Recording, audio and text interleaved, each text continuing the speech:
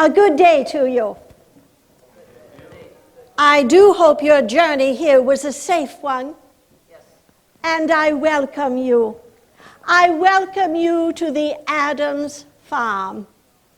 I am Mrs. Adams, the mistress of this little bit of paradise. Well, at least I see it as a bit of paradise. Oh, that I could say the same for Mr. Adams. Ever since his loss of the presidency to Mr. Jefferson in the year 1800, Mr. Adams has been a most desolate and depressed man. That is not the Mr. Adams I have known for more than 40 years. I have lived most of my life in this little corner of Massachusetts. I was born not far from here, in Weymouth, Massachusetts. I was welcomed into the world on November 22nd, 1744, into the home of the Reverend William Smith and his good wife, Elizabeth. I was one of 4 children, 3 daughters and a son. My parents were peculiar. Peculiar in the sense that they insisted that all of their children be educated, including the daughters.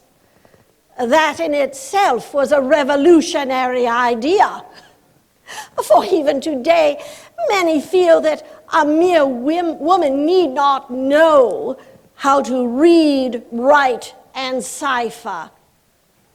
But I was encouraged to read everything in my father's library and in the library of my grandfather Quincy. By the time I was in my early teens, I had mastered the classics in both Latin and Greek. And I hungered for more. I first met the newly minted lawyer from Harvard, Mr. John Adams, when I was but 15 years old. Mr. Adams had come to my father's farm on some legal business.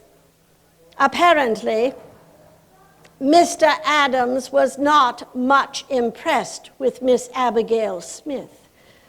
He told my parents he could never have any affection for someone who was so bold, so frank, so outspoken.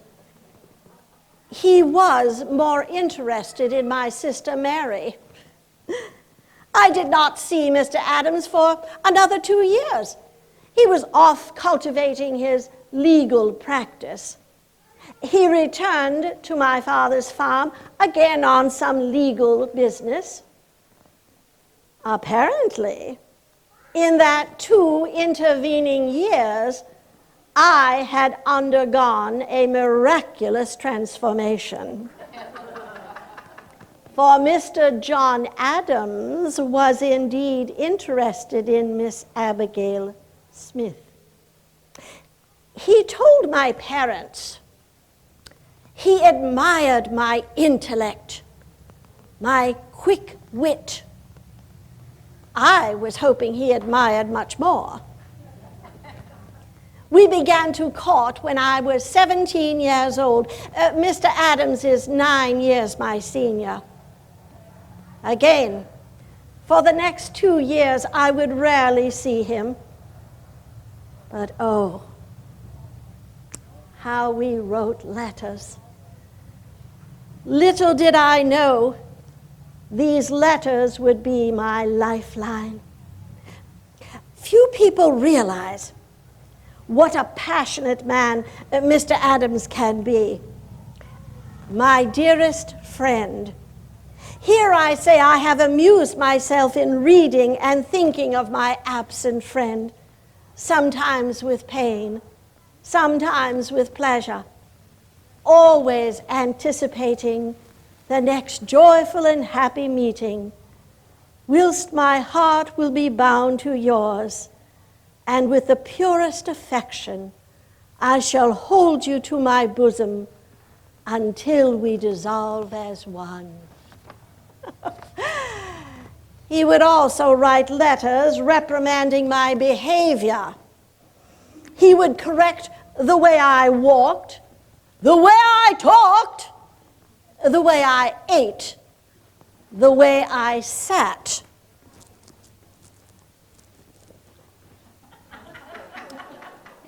He said that a lady should not sit with her limbs so crossed. It was unseemly.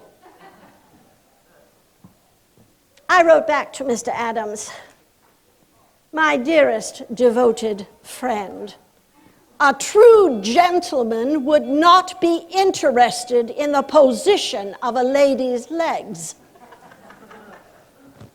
He married me anyway. We married October 28th of 1764, just weeks before my 20th birthday. And then we came here to the Adams farm. You see, Mr. Adams had acquired the farm upon the death of his father. His mother lived in the larger house, we here in the smaller. John practiced law in this very room. We had these windows placed to facilitate John's law work, and the additional door for the convenience of his clients. Oh, how I cherish those early days.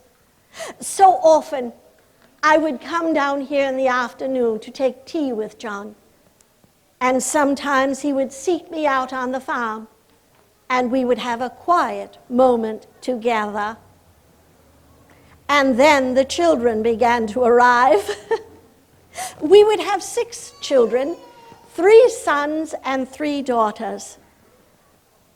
Sadly, time has already taken 3 of my darlings from me, and I fear for the life of another. Our first child, our daughter, was born on July 1st, 1765. Mr. Adams insisted that the child be named after her mother, Abigail. I thought that there would be confusion with 2 Abigails romping about on the farm. But Mr. Adams explained the child would be known as Nabby, and I would become Mrs. Nabby. Oh, John was so restless in those days. His mind constantly churned with grand ideas of liberty, brotherhood, democracy. Why, every Thursday evening, John would meet with a like-minded group of young men to discuss these lofty ideals. Oh, they would meet at one another's homes, in barns, even in an open field, always to extol these virtues. And oh, those meetings in fields and barns, they would evolve into the Congress of the United States. And oh, how these young men wrote essays and letters extolling these virtues. Those letters, those essays would become the basis of the Constitution of the United States, a nation never before seen in the world before. John's meetings began to take him further and further afield, to Boston, to Philadelphia, to New York. But always, how we would write letters. Oh, how my heart would leap with joy when I would see John coming home upon the road, and how it would break with sadness when the time of parting came. And I would write another letter. My dearest devoted friend, you have forgotten something here at the Adams farm. You have left a piece of your heart here. My dearest devoted friend, We are to be parents again. Oh, John would write to me upon the organization of this Continental Congress. The negotiations with Britain were not going well. He wrote about the constant infighting among the members, always closing his letter with that final plea: please send cash. I had little cash to give. The crops of the previous year had been poor. I had a house full of children to feed. I wrote back to Mr. Adams, my dearest devoted friend, the tax collector was here yesterday. He was not particularly amused that you were at the Continental Congress. He wants his money. May I remind you, dear sir, Mrs. Adams is in need of cash. Oh, well, John would continue to write to me about all of the difficulties. Things were not going well. It seemed as though a final break with Great Britain would be the only resolution. Well, that break would come. John would continue to write his letters, always closing it with that final plea: please send cash. And I again would remind him I had none to give. Sadly, the situation had gotten to the point where a break was inevitable. A continental army was organized. Oh, it was an army in only the vaguest sense of the word.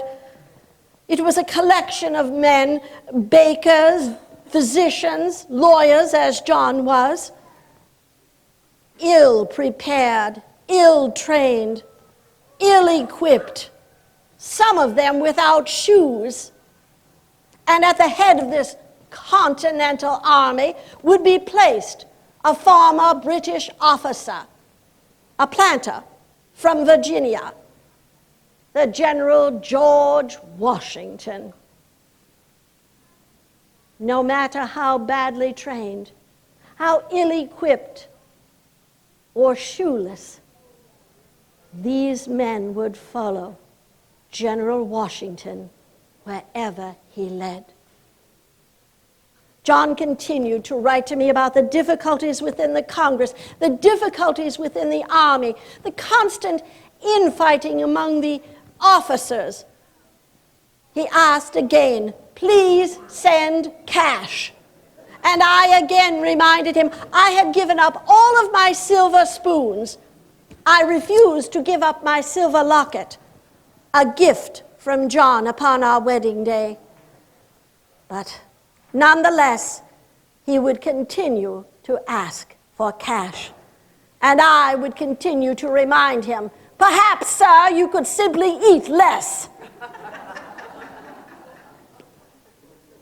One afternoon, the children and I were preparing to sit down to our meal. We heard, in the far distance, we heard shouting and what sounded like the blast of a musket. We ran out of doors, and in the distance, upon an adjacent hill, we could see vaguely men mounting cannons upon the hill. We could hear the shrieks of the horses, the shouts of the men, the blast of the musket. We stood there, transfixed to the sight. I looked down into the face of my 9-year-old son, John Quincy. His eyes were filled with tears, his face contorted in terror. I thought, the revolution has indeed come home. If we do not win this revolution, John will surely be hanged, and the children and myself would be transported on a prison ship. if we survived at all. No, we must win this revolution at all cost. It would be many weeks before I learned that what the children and I had witnessed that day would forever be known as the Battle of Bunker Hill. In truth, it was the Battle of Breed's Hill. And in that battle would be lost a dear friend and comrade, the Reverend Dr. Joseph Warren. 35 years of age, he had become a martyr to the revolution. No, we must win this revolution at all cost. I wrote to John about a rumor I had heard. My dearest devoted friend, I have heard a rumor that there is a yellow fever epidemic in Boston town. I fear for the lives of the children and for myself. Mr. Adams wrote back. His advice, stay out of Boston, and please send cash. The next letter that I would write to my dearest friend was one filled with sadness and grief. My dearest devoted friend, last evening, our little daughter, Susanna, aged 13 months, died. She could not withstand the ravages of the yellow fever. We have buried her in the churchyard behind my father's house. Oh, my dearest friend, please come home to me. I cannot withstand this burden. I need you. Oh, John, please come home to me. John would write back to me, my dearest devoted friend, I read of our recent loss. I can scarcely recall the smiles and graces of this little one, but I know I loved her just as much as the others who dance at your feet. My dearest friend, I cannot attend you at this time at the farm. Things are at a crucial point here in the Congress. There are great difficulties within the army. I know that you are strong. I know that you can bear this burden. Your dearest devoted friend, Mr. Adams. Well, John would continue to write to me about all of the difficulties. I wrote to him concerning the issue of independence. My dearest friend, I long to hear that you have indeed declared an independency from Great Britain. And in this new code of laws that I suppose you must make, I desire that you remember the ladies. Be more generous and favorable to them than their ancestors have been. Do not put absolute power into the hands of husbands, for all men are traitors. And all men are tyrants. If you wish your life and your household to be a happy one, you will remember the ladies. Oh, John did answer my letter. My dearest devoted friend, it is not convenient in the Congress at this time that we remember the ladies. I am sure that in some distant point in the future, this issue might be taken up. Please send cash. Oh, but that golden day would dawn. Independence had been declared. John sent me a copy of the document. He said that the 4th of July would forever be celebrated with flag-waving, parades, and fireworks. Oh, what a magnificent document. Oh, Mr. Jefferson, so elegant, so eloquent. Oh, I would write back to John concerning this independency. My dearest friend, I cannot say that I think you very generous to the ladies.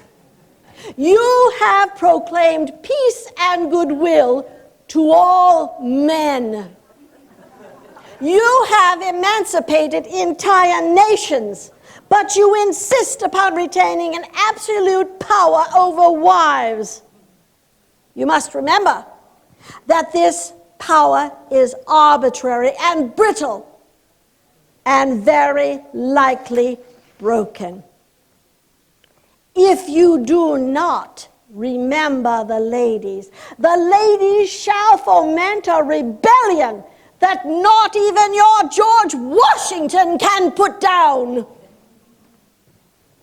Oh, he would answer my letter. My dearest devoted friend, it is not convenient at this time that the issues of the ladies be addressed. Please send cash. And John would write to me about that dreadful winter at Valley Forge. Those sick, starving, frozen men. The General George Washington knelt in the bloody footprints of his men. The Lady Washington, she was so kind and generous. She would brave the winter roads, traveling to wherever the general was encamped. She brought cartload upon cartload of food, medicine, clothing for those starving men. She herself knelt and bandaged those bleeding feet. I could not encamp along the army. I had a house full of children to look after. I had a farm to mind. I could not contribute in this way. Well, John would continue to write these letters, always asking for cash. I wrote to him after one of his visits to the farm. I told him that this latest confinement has been most difficult for me. There are times when I cannot rise from my bed. I suffered nausea, seizures. I feared so greatly for the life of this unborn child and for my own life. Just recently, I sat at the bedside of my dear sister, Mary Cranch, as she died after giving birth to her 9th child. I feared so greatly for this child and for myself. I begged John to come home. He wrote back to me that he could not attend me here at the farm. The situation would not allow his absence again. His advice: I believe that you are not the first woman to give birth. I doubt that you will be the last. I know that you are strong and will bear this burden. Please send cash. Again, I would write a letter with a heavy heart. My dearest devoted friend, I take pen to paper. I can scarcely lift this pen. Last evening I was delivered of a baby daughter. I named her Elizabeth, after my mother. The child was stillborn. We buried her in the churchyard behind my father's house. Oh, John, have you no sentiment? Have you no heart? I need you. I cannot bear this great burden of grief alone. The public does not understand. My children are fatherless, and they do not care. Oh, John, please come home. I need you. Your dearest devoted Mrs. Nabby. John would write back to me. My dearest devoted friend, I am not without sentiment, without heart. I did not know this little one who spent such a short time upon this earth, but I know she was dear to me. I have never looked upon her face, and yet I can trace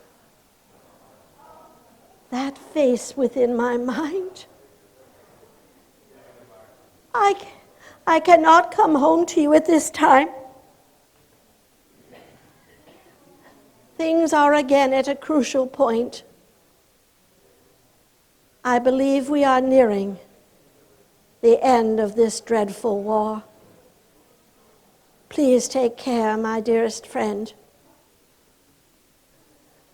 Your dearest and most devoted Mr. Adams.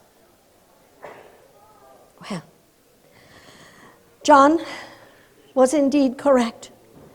The end of that dreadful war was surely on the horizon.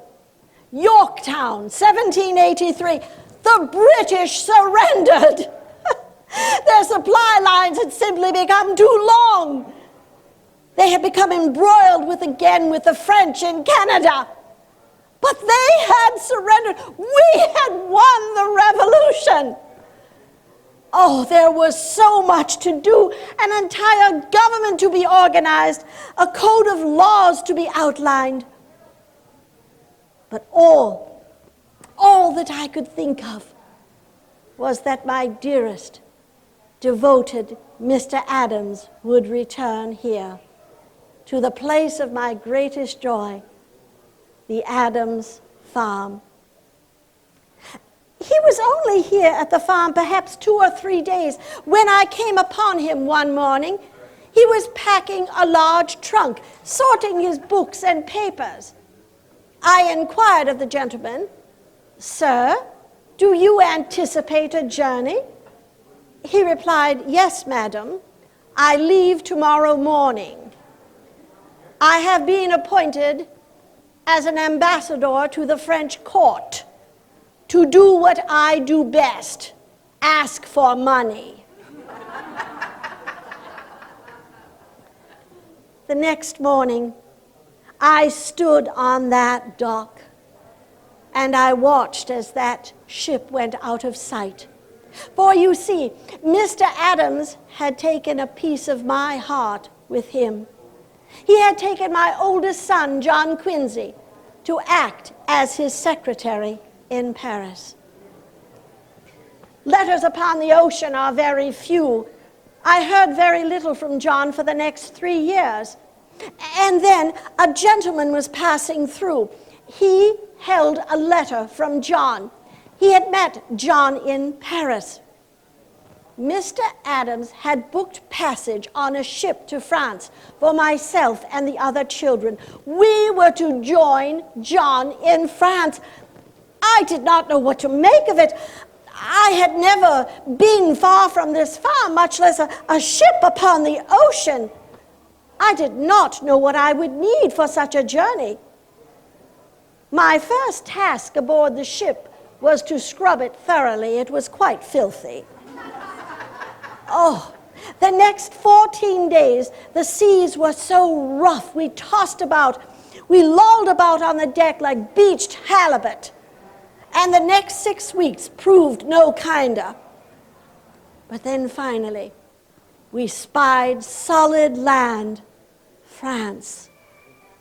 And when I stepped upon that terra firma, I looked out, and there I saw my Mr. Adams. And standing beside him was a young man I hardly recognized. Why, John Quincy had grown into a very handsome young man. Oh, Paris! I had never seen such a city. Why, carriages rolled down the streets at all hours of the day and night. There were vendors on every corner selling all manner of goods from all over the world.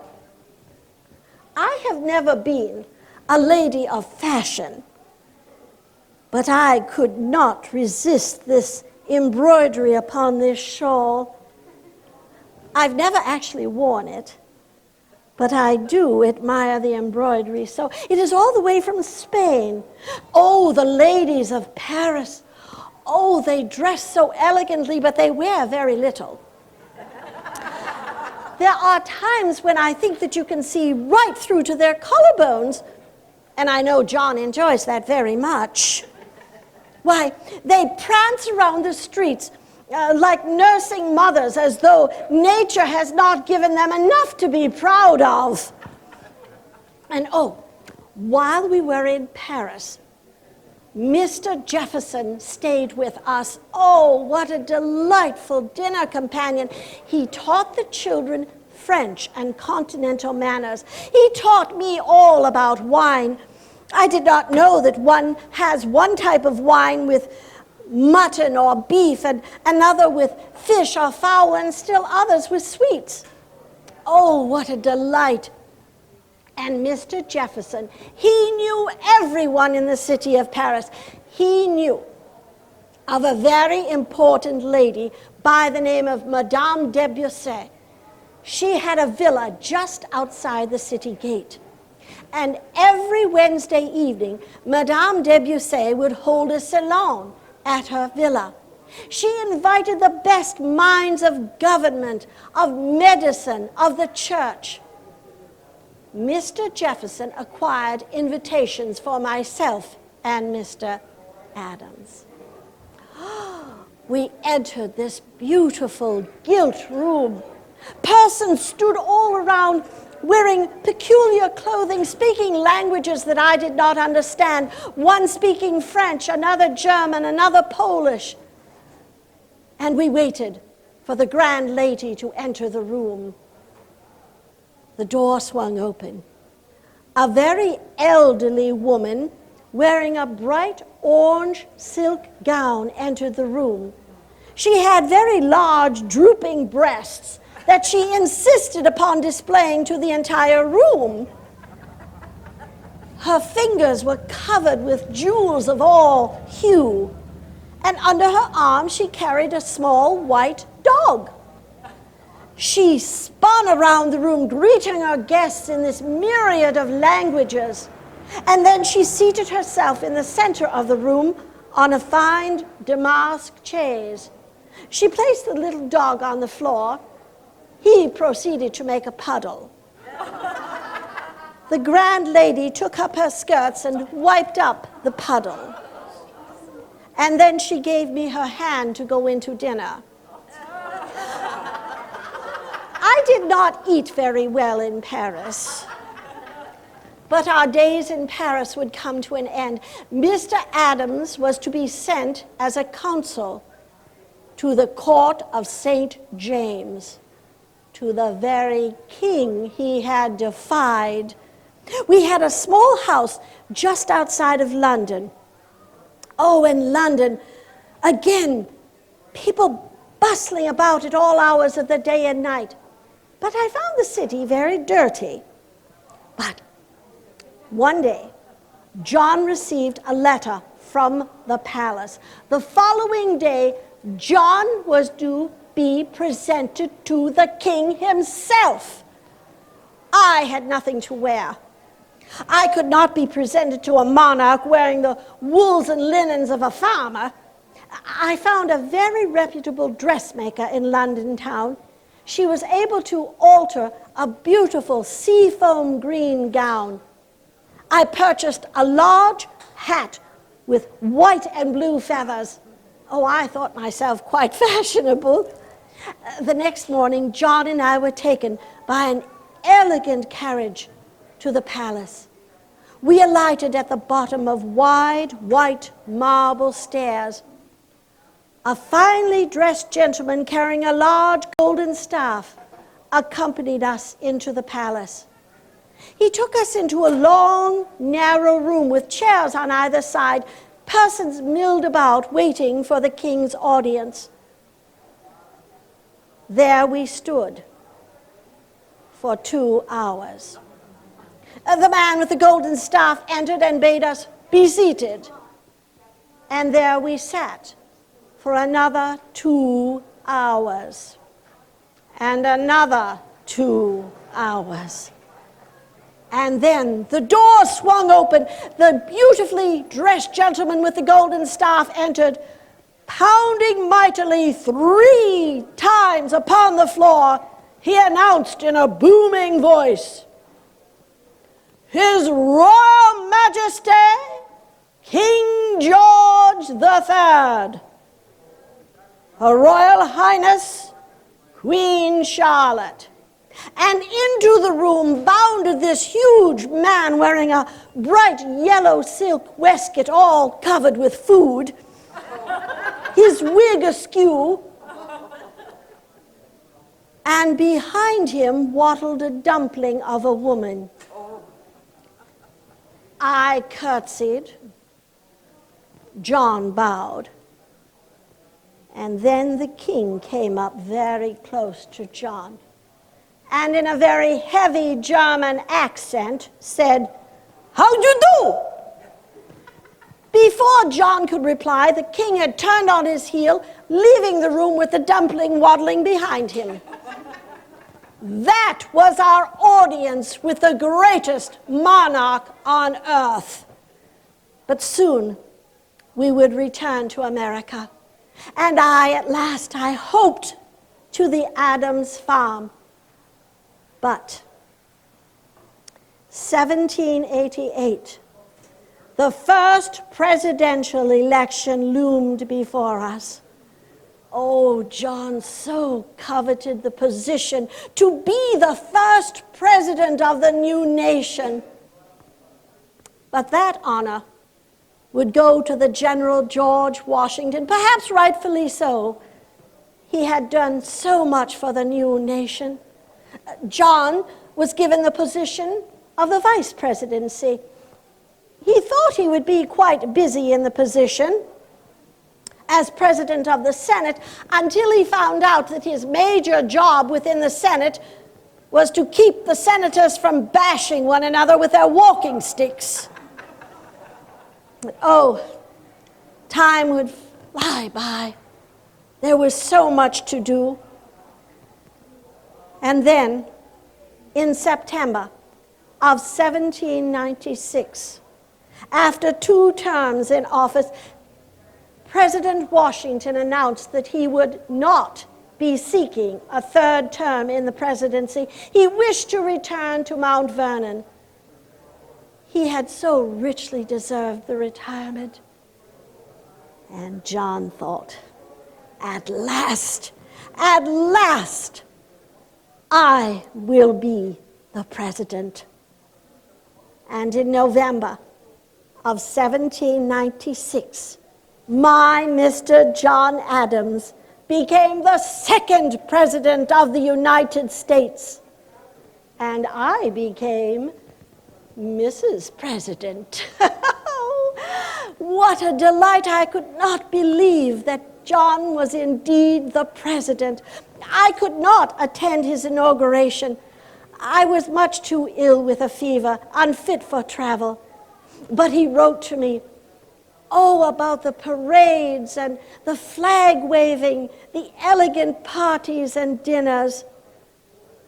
And he begged me Please, my dearest devoted friend, come to me. I am so in need of your counsel. The days are treacherous. But most of all, I miss you at night. I miss your tender touch, your sweet embrace. Oh, please come to me. I need you. I wrote back to John. I am very surprised to hear that a man well past 60 has such fire in his blood.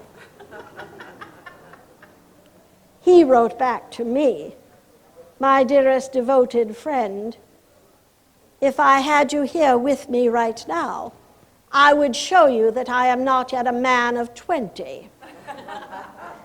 That spring I was able to travel to New York. You see, the government had rented a small house for the use of the Washingtons, and they had stayed there, but upon their leaving, they had taken all of their personal items, and what was left, the public came in and stole or smashed.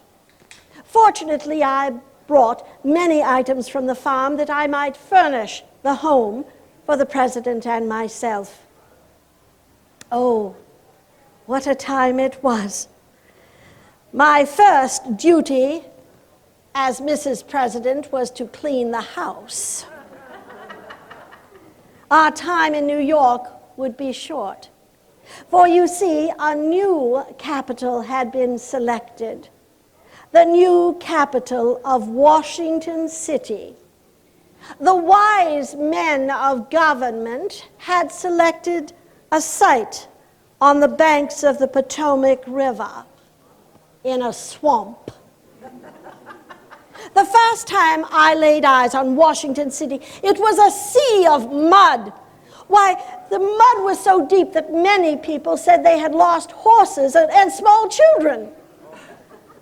When I first saw the president's new house, it was a nondescript pink block building with boards running up to the front door, straw strewn within the rooms. The plaster was still wet. We had to keep all 13 fireplaces constantly stoked in order to dry the plaster. There was no staircase to the second floor, rendering the second floor useless. There was a large room on the east side of the building. The architect grandly called it the East Room. Well, it was on the east side of the building. I did not know what to do with such a grand space. I decided that I would hang the president's laundry there. I did not feel that the entire populace of Washington City should see the president's undergarments. Oh, but again, our time would be very, very short. For just months before, we had received word of the greatest weight. The General George Washington had breathed his last. Oh, how fitting that a man of such grandeur, such stature, should close out an entire century. The following January, I braved the winter roads. I traveled to Mount Vernon to pay my respects to the Lady Washington. She had always been so kind and generous to me. I feared following in her footsteps. I was not a lady trained to such grand entertainments as the Lady Washington. But again, she proved her kindness and generosity to me.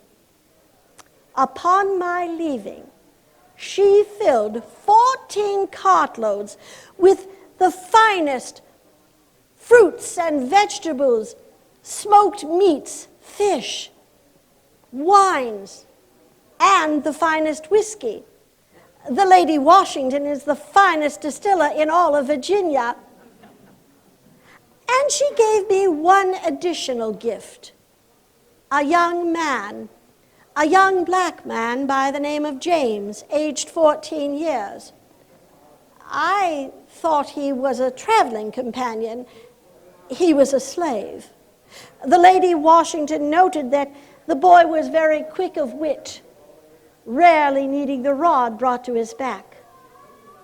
When I returned, I enrolled the young man in a school.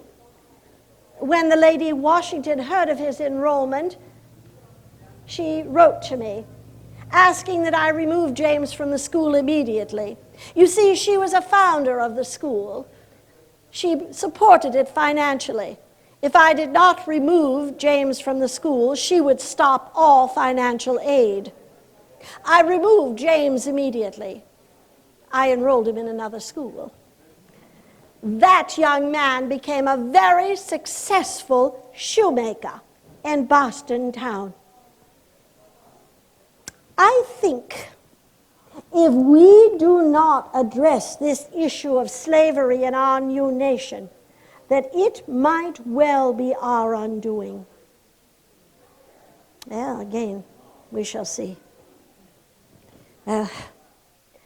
Another presidential election was ahead.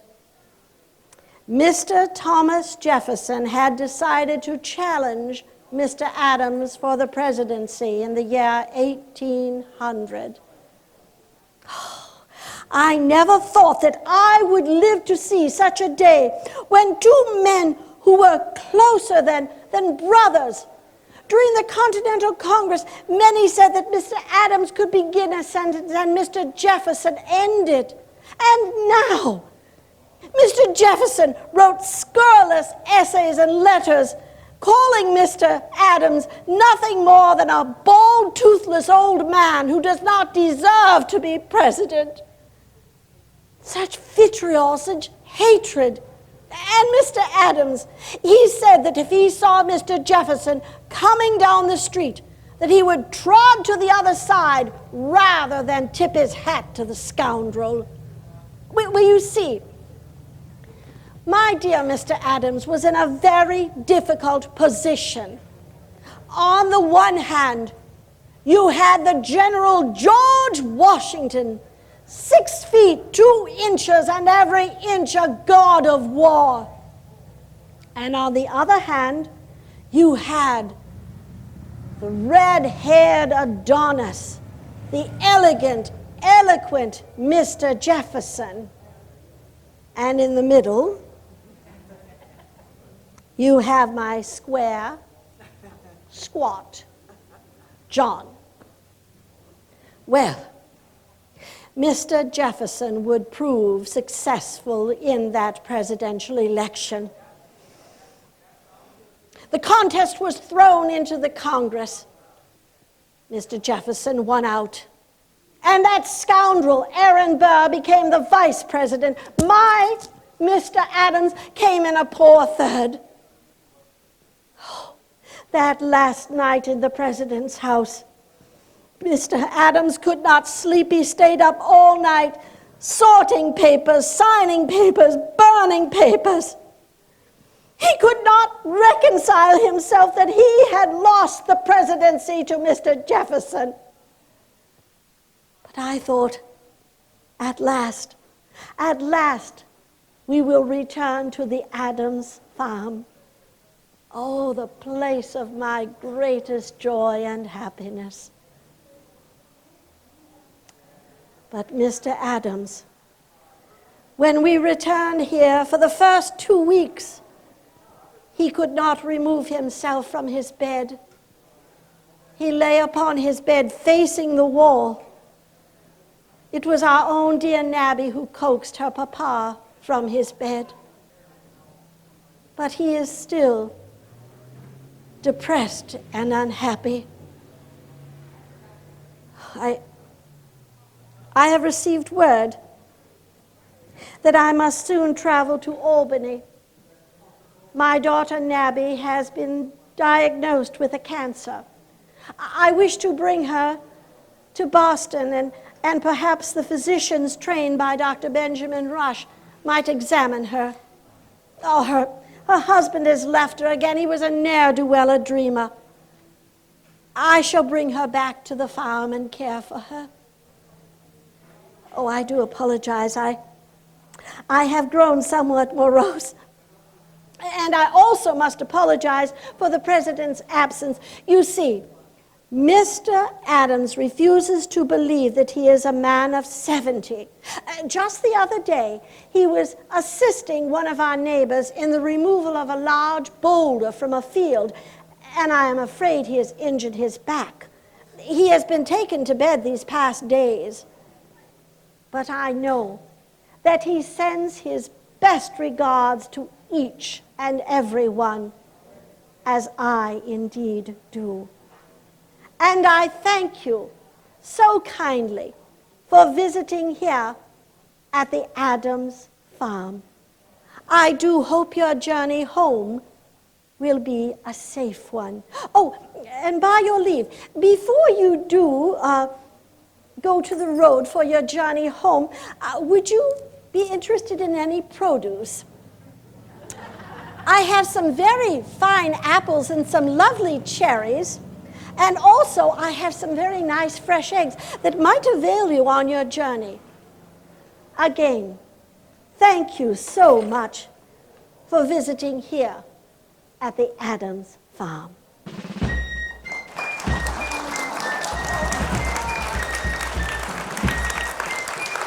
Thank you. Thank you very much. Thank you very much. Thank you. Thank you very much. Thank you kindly. When I was in high school, I was very involved in the theatrics there. And I did costume design and construction and a lot of stage work. When I was a mere slip of a girl, I was offered a scholarship to the Goodman School of Theater in Chicago. And I did not accept it. I went on to school, however, and worked in healthcare, worked as a teaching assistant and lecturer at the University of Wisconsin. But there was always that nagging bit in the back of my head. I call it the marble in the tin can rolling around. I wanted to do something. I love history. I am a real nutcase when it comes to history. And I wanted the ladies' side of the story to be presented. What it was like to be involved in those campaigns, what it was like to be the spouse of the President of the United States. I began with Mary Lincoln to tell her true story. We've evolved into 3 separate programs on Mary Lincoln now, and I introduced Eleanor Roosevelt and then Abigail Adams and Dolly Madison. And each one of the ladies they're very different from one another. They're different from their backgrounds, their education, the way they viewed their position as the spouse. But they shared one thing. What's that? They were the first lady. What is the research that goes into preparing for a character? I research, obviously, the person. I do not rely on biographies because a biographer either loves or hates his subject. I try to get as much first-person material as I can, meaning the letters that the person wrote, newspapers of the period. I also have to get a feel for the period in which they lived, because their attitudes, their ideas, their views were much different than the ones we have today. And then I also have to do clothing research so that the person is in the correct period of clothing. We're meeting Abigail today at about 1804. And so she's dressed pretty much in clothing that she would wear on a day-to-day basis when she is living on the farm. And it is a working farm. 1804. And approximately how old would Abigail have been at that time? She would be in her 60s. Okay. And they were on a working farm. Right. Give us a little bit of history about her. Well, Abigail was married to Mr. Adams when she was just a little more than 19. She was going on 20 when they married. They would have 6 children together. They were separated for about 17 years of their married life. Really? And because he was off creating a country, and she was back home raising the children and minding the farm. And in that day and age, for a woman to be doing that, that makes a very strong person. Really, I think people forget that during that time of the American Revolution, when men had to leave the farm, and the farmers were the primary profession, one might say, at that time. It was an agrarian economy. And when these men left, somebody had to run things. You can't just let the farm go, and you have to make a living, you have to feed your family. And so it was the mothers, the daughters, the wives, the sisters, the aunts who ran it. But she was an exceptional businesswoman. Did you find in your research about Abigail, as you said, she was an exceptional businesswoman, that she was ahead of her time? Oh, yeah, she was definitely far and away. It was not usual for a woman to conduct business. In fact, she could not sign a contract. It was not legal. And so she put a question to Mr. Adams at one time. She asked in a letter, "Is not marriage a contract?" And he said, "Yes, it is." And she said, "If I am not able to sign a contract, then I am not married." And that is a very forward-thinking woman at that point in time Yes. in history. And you think the path that she laid in history for her daughters, her grandchildren, and everything else, and that Definitely. she supplied to them.